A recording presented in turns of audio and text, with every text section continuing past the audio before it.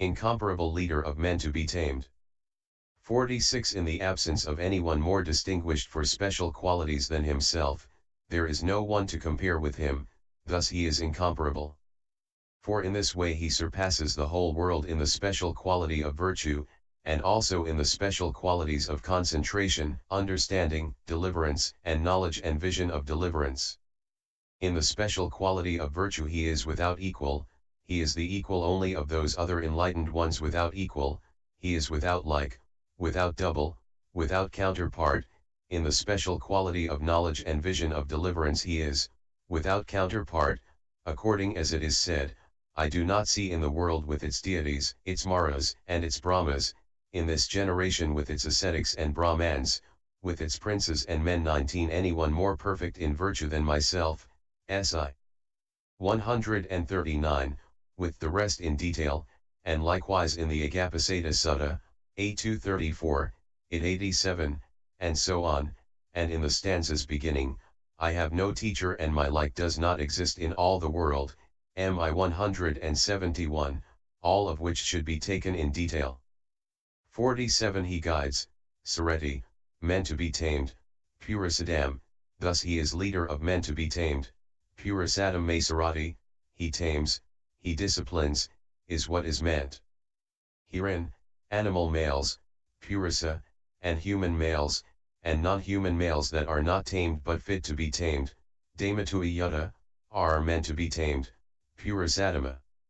For the animal males, namely, the royal Naga, serpent, Apalala, Ceuodara, Mahodara, Agazika, Dumasika, the royal Naga Aravae, the elephant Hanapalaka, and so on, were tamed by the Blessed One, freed from the poison of defilement and established in the refuges and the precepts of virtue, and also the human males, namely, Sakaka the Nigahas, Jain's son, the Brahmin student Ambaha, 208 Pakharasati, Soda, Kadanta, and so on, and also the non-human males, namely, the spirits. Avaka, Susloma, and Karalama, Saka ruler of gods, etc. 20 were tamed and disciplined by various disciplinary means. And the following sutta should be given in full here, I discipline men to be tamed sometimes gently, Kesi, and I discipline them sometimes roughly, and I discipline them sometimes gently and roughly, A2 112. 48 Then the Blessed One moreover further tames those already tamed, doing so by announcing the first Yahana, etc., respectively to those whose virtue is purified, etc., and also the way to the higher path to stream enterers, and so on. Or alternatively, the words incomparable leader of men to be tamed can be taken together as one clause. For the Blessed One so guides men to be tamed that in a single session they may go in the 8 directions by the 8 liberations without hesitation. Thus he is called the incomparable leader of men to be tamed. And the following sutta passage should be given in full here, guided by the elephant tamer, Bhikkhus, the elephant to be tamed goes in one direction, M3 222. Teacher of gods and men. 49 He teaches, Anasasati, by means of the here and now, of the life to come, and of the ultimate goal, according as befits the case, thus he is the teacher, Sathar. And furthermore this meaning should be understood according to the Nidisa thus, teacher, Sathar, the Blessed One is a caravan leader, Sathar, since he brings home caravans, Satha. Just as one who brings a caravan home gets caravans across a wilderness, gets them across a robber-infested wilderness, gets them across a wild beast-infested wilderness, gets them across a foodless wilderness, gets them across a waterless wilderness, gets them right across, gets them quite across, gets them properly across, gets them to reach a land of safety, so too the Blessed One is a caravan leader, one who brings home the caravans, he gets them across a wilderness, gets them across the wilderness of birth, Nid I 446. 50 Of gods and men, Devamanusanai equals Devanan Ca Manasanan Ca, resolution of compound. This is said in order to denote those who are the best and also to denote those persons capable of progress. For the Blessed One as a teacher bestowed his teaching upon animals as well. For when animals can, through listening to the Blessed One's Dhamma, acquire the benefit of a suitable rebirth as support for progress, and with the benefit of that same support they come, in their second or third rebirth, to partake of the path and its fruition. 51 Magga, the deity's son, and others illustrate this. While the Blessed One was teaching the Dhamma to the inhabitants of the city of Kampa on the banks of the Gagara lake, it seems, a frog, Magga, apprehended a sign in the Blessed One's voice. 209 A cowherd who was standing leaning on a stick put his stick on the frog's head and crushed it. He died and was straightway reborn in a gilded, divine palace, 12 leagues broad in the realm of the 33, Tavatai Isa. He found himself there, as if waking up from sleep, amidst a host of celestial nymphs, and he exclaimed, "So I have actually been reborn here. What deed did I do?" When he sought for the reason, he found it was none other than his apprehension of the sign in the Blessed One's voice. He went with his divine palace at once to the Blessed One and paid homage at his feet. Though the Blessed One knew about it, he asked him, "Who now pays homage at my feet?" Shining with glory of success, illuminating all around, with beauty so outstanding. In my last life I was a frog. The waters of a pond my home. A cowherd's crook ended my life. While listening to your Dhamma, VV 49. The Blessed One taught him the Dhamma. 84,000 creatures gained penetration to the Dhamma. As soon as the deity's son became established in the fruition of stream entry, he smiled and then vanished. Enlightened. 52 He is enlightened, Buddha, with the knowledge that belongs to the fruit of liberation, since everything that can be known has been discovered, Buddha, by him. Or alternatively, he discovered, Bhajayahi, the four truths by himself and awakened, Bodhisi, others to them. Thus and for other such reasons he is enlightened, Buddha.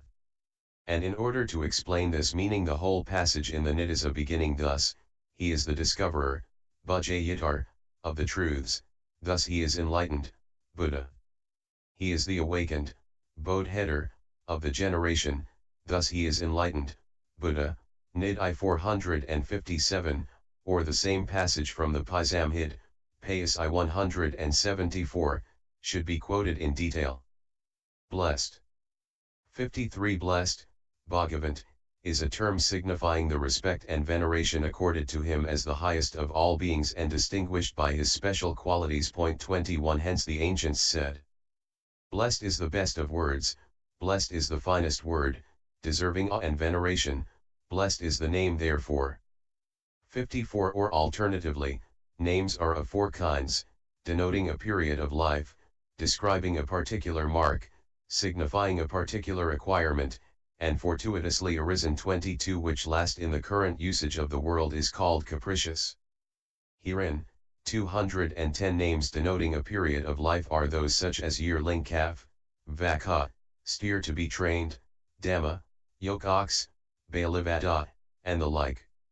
Names describing a particular mark are those such as staff bearer, dane, umbrella bearer, chatan, topknot wearer, seekan, hand possessor, Karen elephant, and the like. Names signifying a particular acquirement are those such as possessor of the threefold clear vision, Tevihya, possessor of the six direct knowledges, Chayabina, and the like. Such names are Siyavahaka, augmenter of luster, Dhanavahaka, augmenter of wealth, etc., are fortuitously arisen names. They have no reference to the word meanings. 55 This name, blessed, is one signifying a particular acquirement. It is not made by Mahamaya, or by King Suddhodana, or by the 80,000 kinsmen, or by distinguished deities like Sakka, Santusitta, and others. And this is said by the general of the law. 23 Blessed, this is not a name made by a mother. This name Buddha, which signifies final liberation, is a realistic description of Buddhas, enlightened ones, the blessed ones, together with their obtainment of omniscient knowledge at the root of an enlightenment tree, Payas I 174, Nid I 143. 56. Now, in order to explain also the special qualities signified by this name, they cite the following stanza. Bhagi Baji Bhagi Vibhadava iti akasai Bhaganti I Garuti I Bhagyava Bahu I Nayahi Subhavitatano Bhadantácariya Buddhaghosa I Vukati.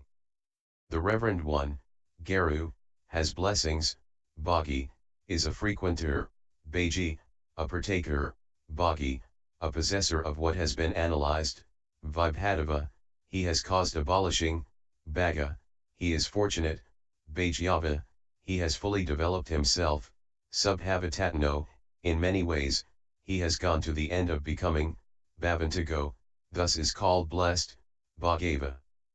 The meaning of these words should be understood according to the method of explanation given in the Nidisa, Nid I 142.24. 57. But there is this other way. Bhagyava Bhagava Yudo Bhajhi Ca Vibhadava. Bhadava Vantagamano Bhavju, Bhagava Tato. He is fortunate, Bhagyava, possessed of abolishment, Bhagava, associated with blessings, Yudo Bhajhi, and a possessor of what has been analyzed, Vibhadava. He has frequented, Bhadava, and he has rejected going in the kinds of becoming, Vantagamano Bhavju, thus he is blessed, Bhagava. 58. Herein, by using the characteristic of language beginning with vowel augmentation of syllable, elision of syllable, see Kayaka 6.3.109, or by using the characteristic of insertion beginning with the example of Pisodara, etc., see Bounty, Gopha 6, 3, 109, it may be known that he can also be called blessed, Bhagava, when he can be called fortunate, Bhagyava, owing to the fortunateness, Bhagya, to have reached the further shore of the ocean of perfection of giving, virtue, etc., which produce mundane and supramundane bliss, CKHPA 108.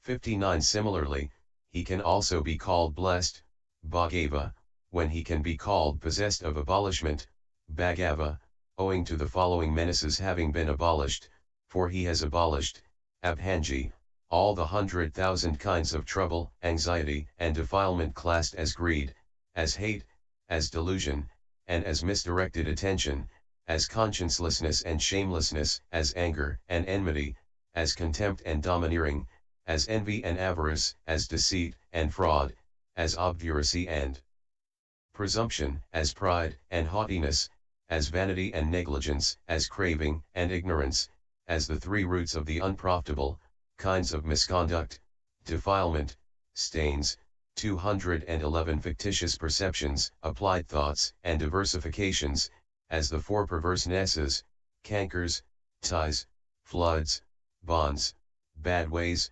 cravings, and clingings, as the five wildernesses in the heart, shackles in the heart, hindrances, and kinds of delight, as the 6 roots of discord, and groups of craving, as the 7 inherent tendencies, as the 8 wrongnesses, as the 9 things rooted in craving, as the 10 courses of unprofitable action, as the 62 kinds of false view, as the 108 ways of behavior of craving 25, or in brief, the 5 maras, that is to say, the maras of defilement, of the aggregates, and of kama-formations, Mara as a deity, and Mara as death.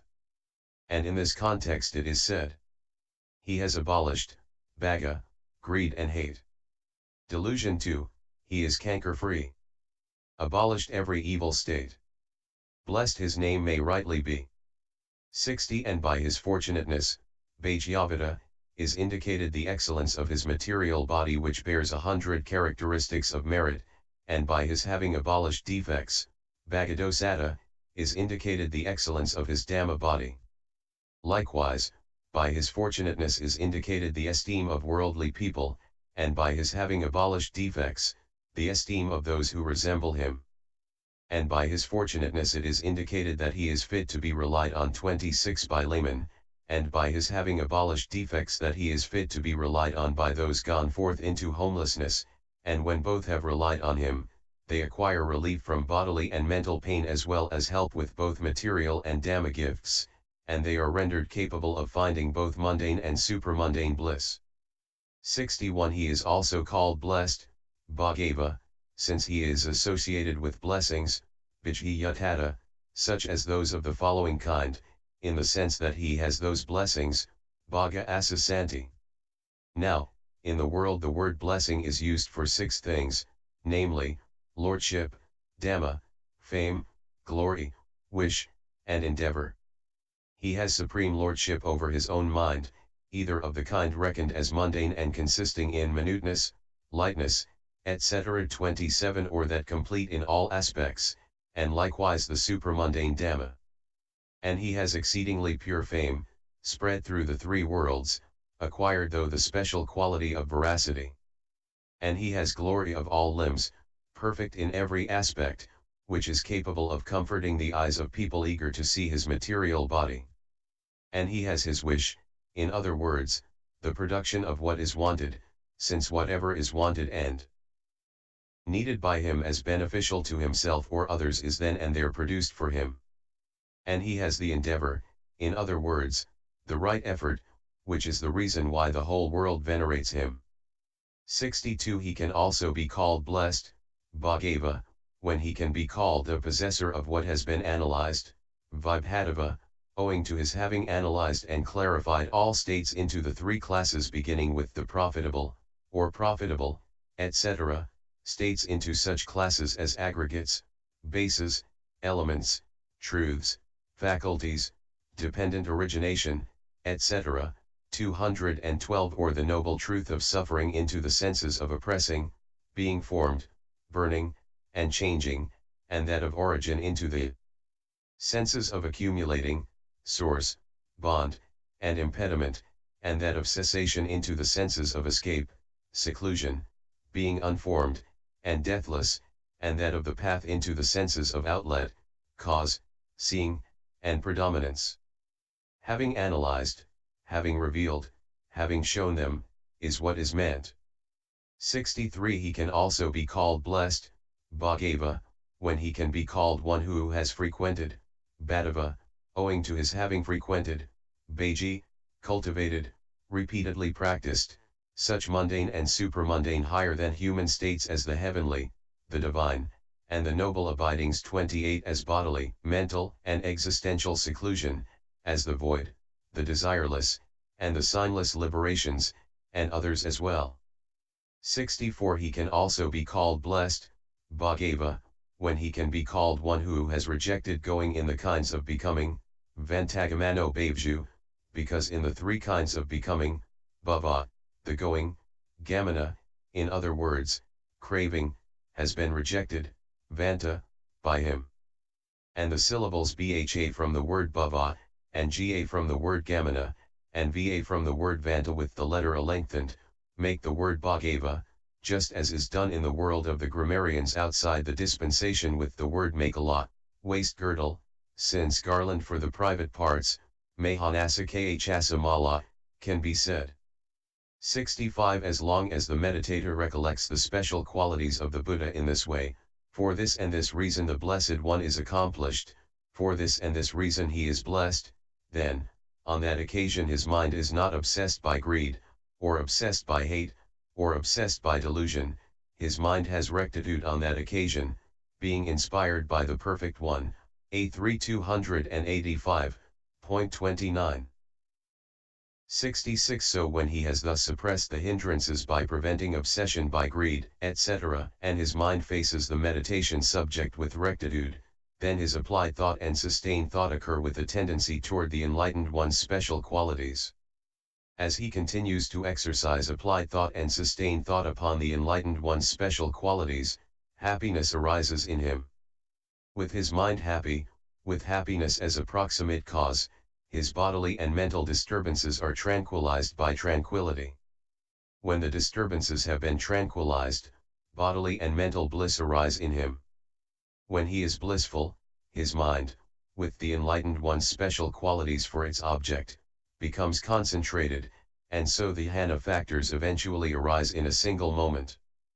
But owing to the profundity of the enlightened one's special qualities, or else owing to his being occupied in recollecting special qualities of many sorts, the jhana is only access and does not reach absorption.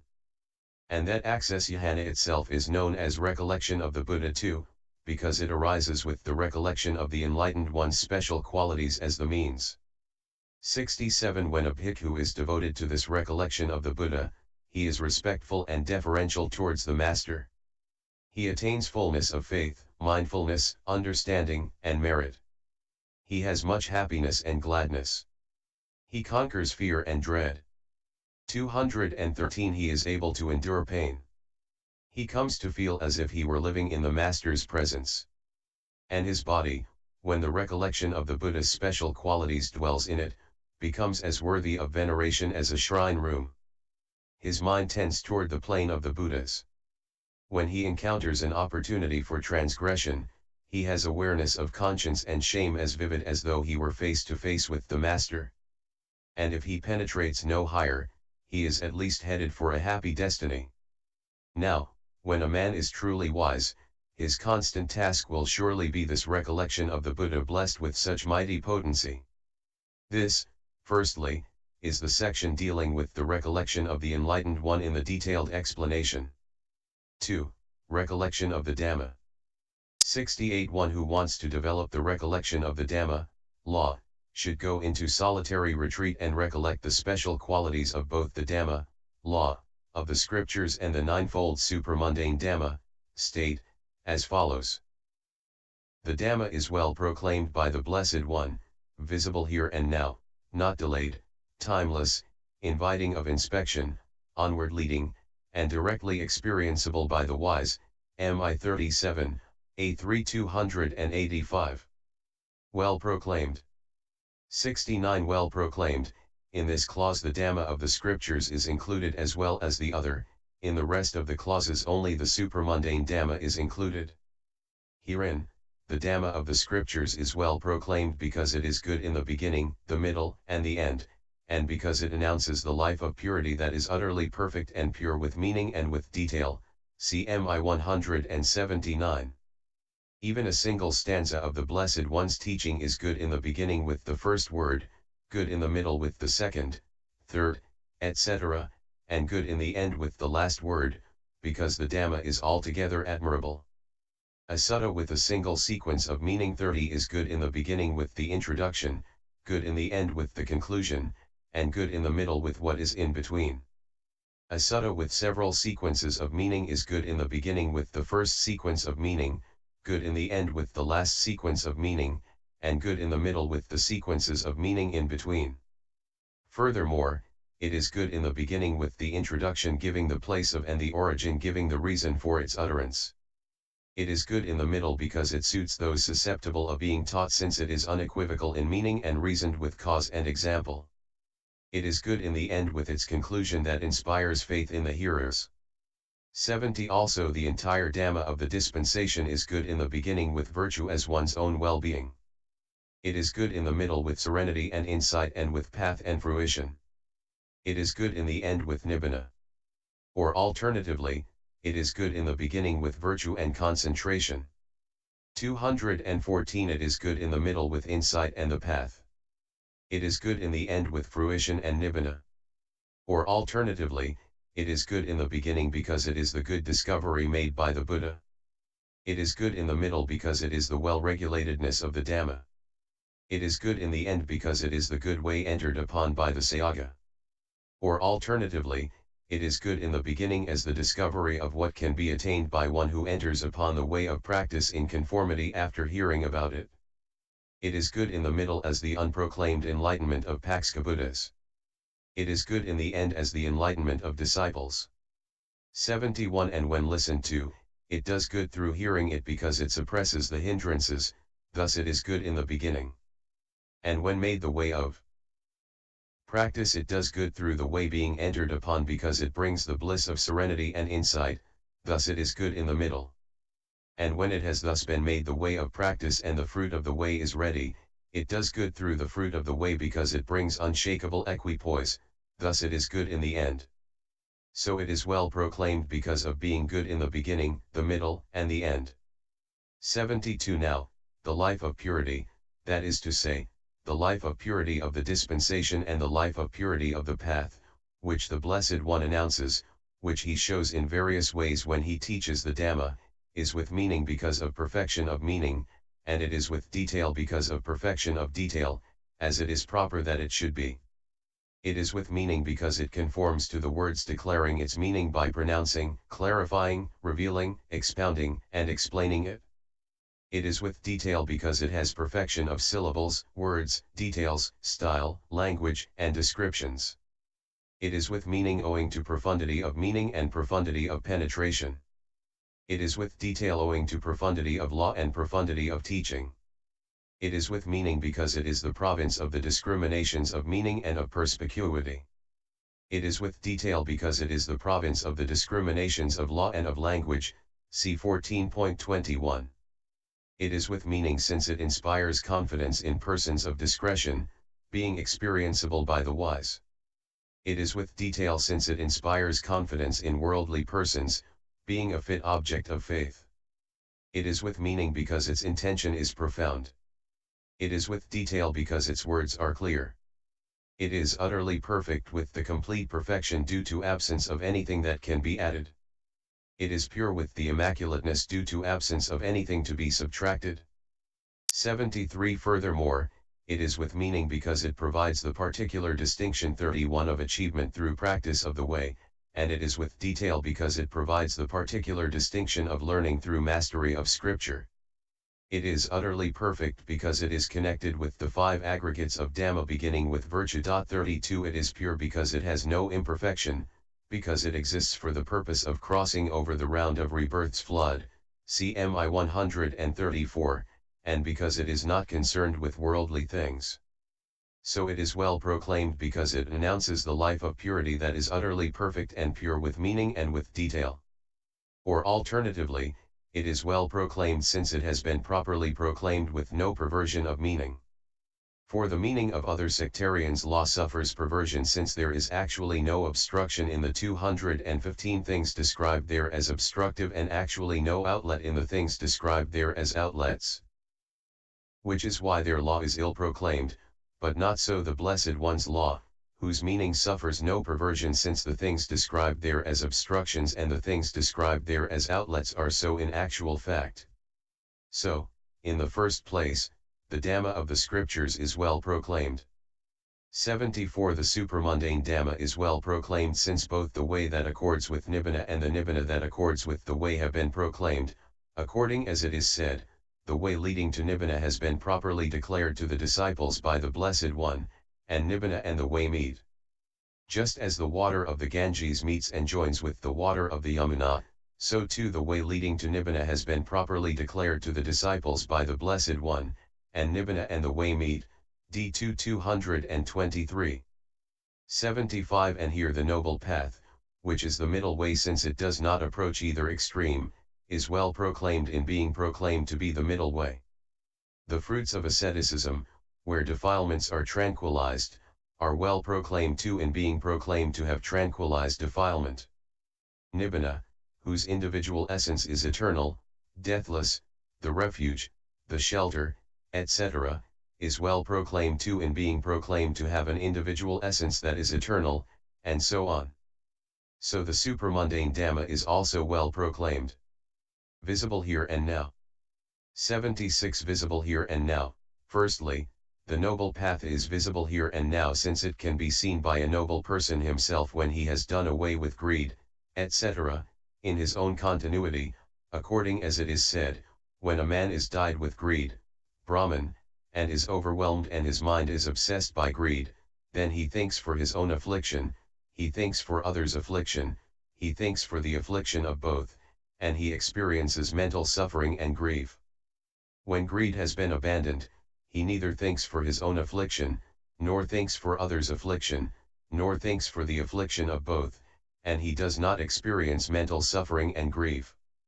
This, Brahman, is how the Dhamma is visible here and now, AI 156. 216. 77. Furthermore, the ninefold supramundane Dhamma is also visible here and now, since when anyone has attained it, it is visible to him through reviewing knowledge without his having to rely on faith in another. 78. Or alternatively, the view, daihi, that is recommended, pasatha pages of root sayas, is proper view, sandahi. It conquers by means of proper view, thus it has proper view, sandahika visible here and now. For in this way the noble path conquers defilements by means of the proper view associated with it, and the noble fruition does so by means of the proper view that is its cause, and nibbana does so by means of the proper view that has nibbana as its objective field. So the ninefold supramundane Dhamma has the proper view, sandahika is visible here and now, since it conquers by means of proper view, just as a charioteer, Rathika, is so called because he conquers by means of a chariot, Ratha. 79. Or alternatively, it is seeing, dasana, that is called the seen, diha, then diha and sandiha are identical in meaning as seeing. It is worthy of being seen, diha, thus it is visible here and now, sandahika. For the supramundane Dhamma, law, arrests the fearful round of kama, etc. as soon as it is seen by means of penetration consisting in development of the path and by means of penetration consisting in realization of nibbana. So it is visible here and now, sandahika, since it is worthy of being seen, diha, just as one who is clothable, vadahika, 33 is so called because he is worthy of clothes, vatha. Not delayed. 80. It has no delay, lit. Takes no time kala, in the matter of giving its own fruit, thus it is without delay, akala. Without delay is the same as not delayed, akalika. What is meant is that instead of giving its fruit after creating a delay, using up time, say, 5 days, 7 days, it gives its fruit immediately next to its own occurrence, CSN 226. 81. Or alternatively, what is delayed, kali kalit. What takes time, is what needs some distant 34 time to be reached before it can give its fruit. What is that? It is the mundane law of profitable kama. This, however, is undelayed, na kalika, because its fruit comes immediately next to it, so it is not delayed, akalika. This is said with reference to the path. Inviting of inspection. 82. It is worthy of an invitation to inspect, ihipasabhi, given thus, come and see this Dhamma, ad I passa ime Dhammai, thus it is inviting of inspection, ihipasika. But why is it worthy of this invitation? Because it is found and because of its purity. For if a man has said that there is money or gold in an empty fist, he cannot say, come and see it. Why not? Because it is not found. And on the other hand, while dung or urine may well be found, a man cannot, for the purpose of cheering the mind by exhibiting beauty, say, come and see this. On the contrary, they have to be covered up with grass and leaves. Why? Because of their impurity. But this ninefold supramundane Dhamma is actually found as such in its individual essence, and it is as pure as the full moon's disk in a cloudless sky, as a gem of pure water on bleached cloth. 217. Consequently, it is worthy of the invitation to inspect since it is found and pure, thus it is inviting of inspection. Onward leading. 83. The word upanayuka, onward leading, is equivalent to the gerundu pantaba, ought to can be induced. Here is an exposition. An inducing, upanayana, is an inducement, upanaya. As the 4 paths and 4 fruitions this Dhamma is worth inducing, upanayana arahati, that is, arousing in one's own mind subjectively by means of development, without any question of whether or not one's clothing or one's head is on fire, ca 4 320, thus it is onward leading, upanayuka. This applies to the above-mentioned 8 formed supramundane states, dhammas. But the unformed Dhamma is worth inducing by one's own mind to become the mind's object, thus it is onward leading, too. The meaning is that it is worth treating as one's shelter by realizing it. 84. Or alternatively, what induces, upanati, the noble person onwards to nibbana is the noble path, which is thus inductive, upaniya. Again, what can, ought to, be induced, Bhupantaba, to realizability is the Dhamma consisting in fruition and nibbana, which is thus inductive, Upaniya, 2. The word Upaniya is the same as the word Opanayuka. 35. Is directly experienceable by the wise. 85 is directly experienceable by the wise, it can be experienced by all the kinds of wise men beginning with the acutely wise, ca 135, each in himself thus, the path has been developed, fruition attained, and cessation realized, by me. For it does not happen that when a preceptor has developed the path his co-resident abandons his defilements, nor does a co-resident dwell in comfort owing to the preceptor's attainment of fruition, nor does he realize the nibbana realized by the preceptor.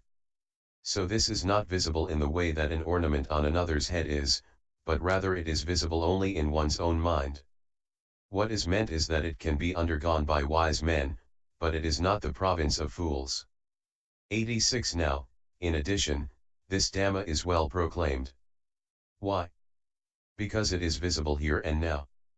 It is visible here and now because it is not delayed. It is not delayed because it invites inspection. And what invites inspection is onward leading.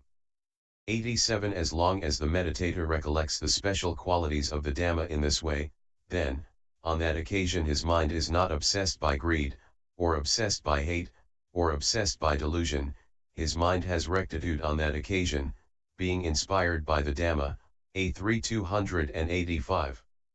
So when he has suppressed the hindrances in the way already described, 66, the jhana factors arise in a single conscious moment. But owing to the profundity of the Dhamma's special qualities, or else owing to his being occupied in recollecting special qualities of many sorts, the jhana is only access and does not reach absorption. And that access jhana itself is known as recollection of the Dhamma too because it arises with the recollection of the Dhamma's special qualities as the means. 88 218 When a bhikkhu is devoted to this recollection of the Dhamma, he thinks, I never in the past met a master who taught a law that led onward thus, who possessed this talent, nor do I now see any such a master other than the Blessed One. Seeing the Dhamma's special qualities in this way, he is respectful and deferential towards the master. He entertains great reverence for the Dhamma and attains fullness of faith, and so on. He has much happiness and gladness. He conquers fear and dread. He is able to endure pain. He comes to feel as if he were living in the Dhamma's presence. And his body, when the recollection of the Dhamma's special qualities dwells in it, becomes as worthy of veneration as a shrine room. His mind tends towards the realization of the peerless Dhamma. When he encounters an opportunity for transgression, he has vivid awareness of conscience and shame on recollecting the well-regulatedness of the Dhamma. And if he penetrates no higher, he is at least headed for a happy destiny. Now, when a man is truly wise, his constant task will surely be this recollection of the Dhamma blessed with such mighty potency. This is the section dealing with the recollection of the Dhamma in the detailed explanation.